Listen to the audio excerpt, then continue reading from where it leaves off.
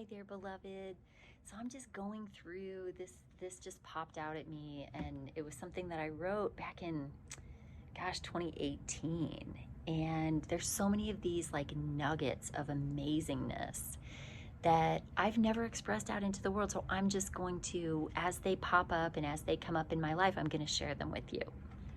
So I don't remember what was happening at this time in my life, but this is just going to be perfect. I'm sure right now it's applicable to you in some area of your life.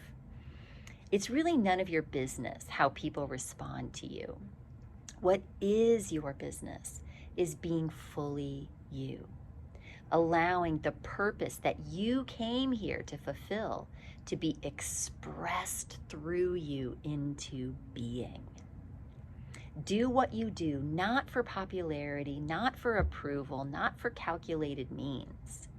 There's way too much of that going on in the world right now. Do and be what you must in your heart. What you must.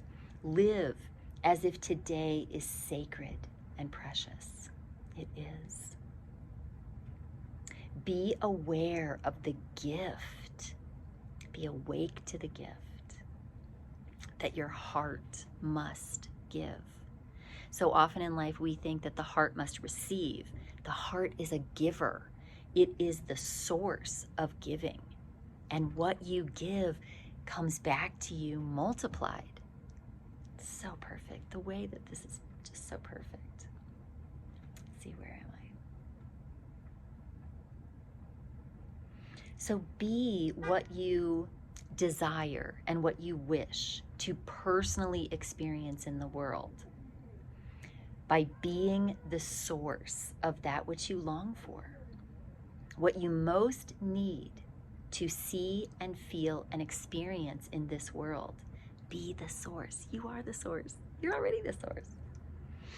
Start now to feel and feel the embodied qualities of that which you long for and that which you seek. If you desire to feel connected with others and like you belong, help another to feel loved.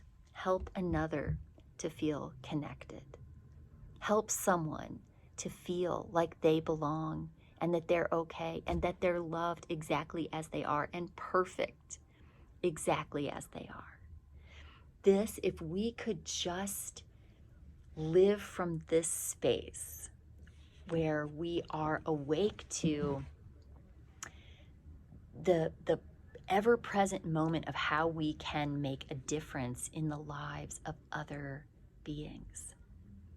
You know, so many people walk through this world and go, yeah, it sounds like a personal problem to me, right? When you see someone suffering, I'm like, I've always been wired instantly to when I see those situations to be that voice of, it's okay.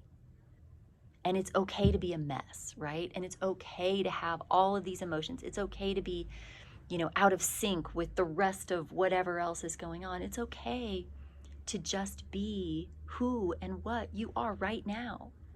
There is no like top level perfect out there.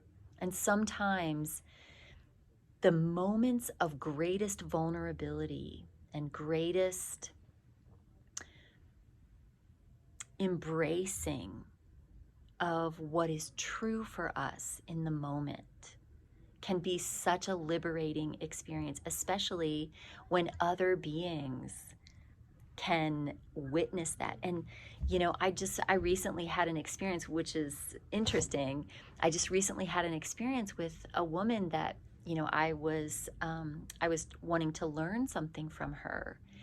And when I was sharing something vulnerable about my life, right? It was something like really super vulnerable about something that, I had been struggling with. She shamed me. Like she went on attack mode, and, it was really surprising and really, and I have to say it was painful, like to have that experience. But then I remembered very quickly, like actually almost instantaneously, I felt the ouch of that. And I knew that that wasn't about me. That any time, beloved, any time that someone responds to you with attack or blame or shame, when you're being vulnerable and in your heart, it has nothing to do with you. And I'm so sorry that that happened to you. So sorry that that happened to you. It's really about the other person. And there's no need to lay blame and, on the other person. We sometimes as humans, we don't always act from where we have our consciousness, right? Our consciousness is actually what I should be calling the unconscious, because there's so much conscious, like mental behavior going on, and words coming out of people's mouths, and, dispositions of energy that happen that are, if you had the ability to be fully centered and open-hearted and compassionate, that wouldn't be the response. That wouldn't be the way that we would ever, none of us would want to communicate in that way, right? But so it goes, right? And everything has within it a gift. And one of the most precious gifts I have learned throughout my life, and especially, when someone responds to me in a way that is not productive and even, shameful or harmful, and maybe with dark intentions, and maybe they're not even aware of those dark intentions. But regardless of any of that, each of us, we are sovereign beings, and we get to decide what has meaning and what has weight in our life.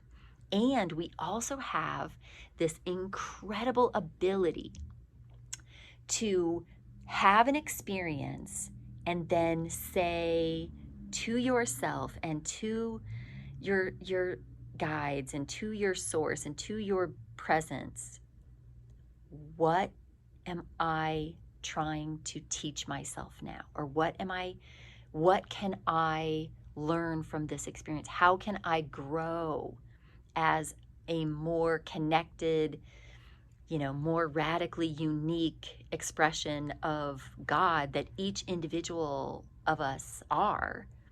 How is that facilitating? How is this really helping me in ways that, maybe don't appear to be on the surface at the moment?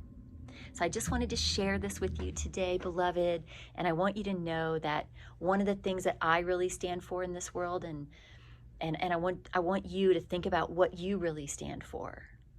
I feel like I really stand for creating spaces of enveloping love, and not love that wants to squish, but love that allows whatever to show up, so that there's not this strong expectation that in order to be worthy of my time, attention, or love, you have to, behave within this parameter, right?